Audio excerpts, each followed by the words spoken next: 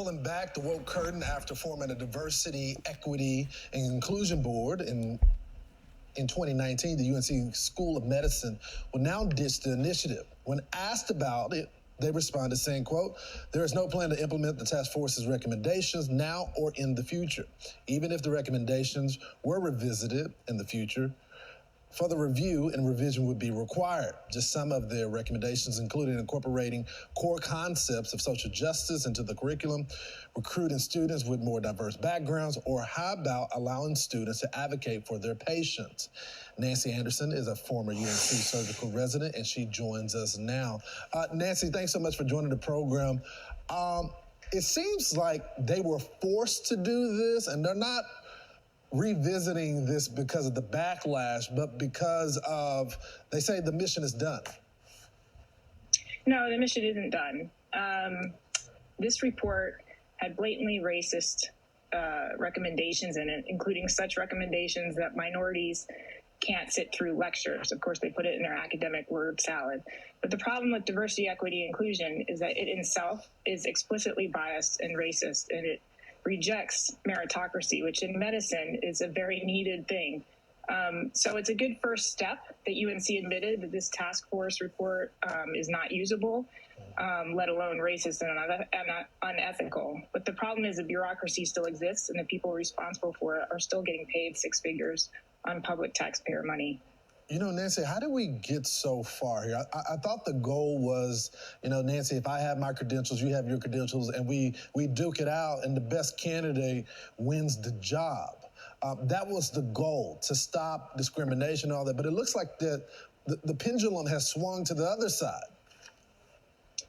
It has swung too far, and activists have taken over medical positions, and they're running the show at these public institutions. And the problem with medicine is that hospital systems are taking over. It's harder for private practices to compete with the reimbursements we have now. So doctors join hospital systems and then have to go along by the rules set with the bureaucrats in those systems.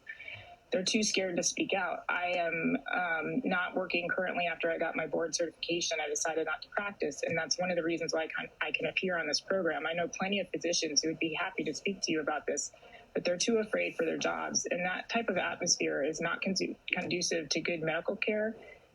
But that's part of the goal of these DEI bureaucrats, is to keep those silent so they can further their own agenda. Yeah. The UNC School of Medicine made a statement to us that said the task force being referenced was formed in 2019. A year later, it's completed its work and issued recommendations. Most of those recommendations were not adopted. The UNC School of Medicine DEI policies are aligned with accreditation requirements of the Association of American Medical Colleges. They say they were forced to do this. Do you agree with that, Nancy?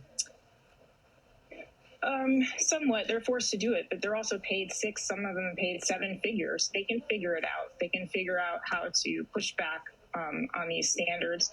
They don't have to go as far as they go with some of their extreme resources. It's their job to figure out how to deliver the best medical care possible to the public.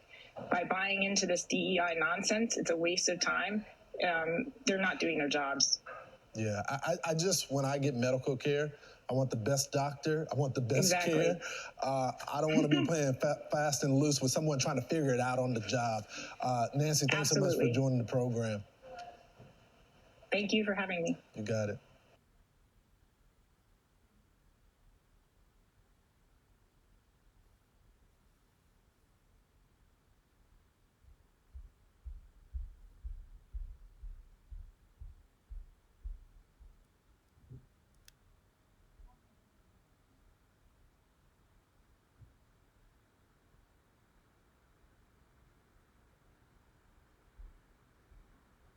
Tina's into spicy food, so she ordered the Szechuan fire pot. But she's paying with the new Prime Visa, so she'll earn 2% back. Now that's rewarding. He has kept his mouth shut since 1975. And now the last Jimmy Hoffa suspect who remains alive, Gabriel Guglio, is breaking his silence to Fox News. You're the last official suspect in the Jimmy Hoffa case.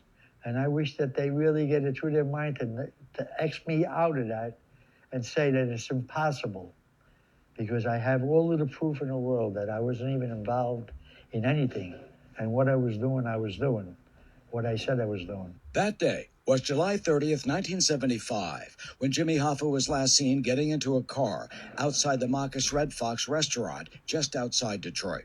He was believed headed to a mob meeting with Detroit mob street boss Anthony Tony Jack Giacalone and New Jersey Genovese crime family capo Anthony Tony Provenzano.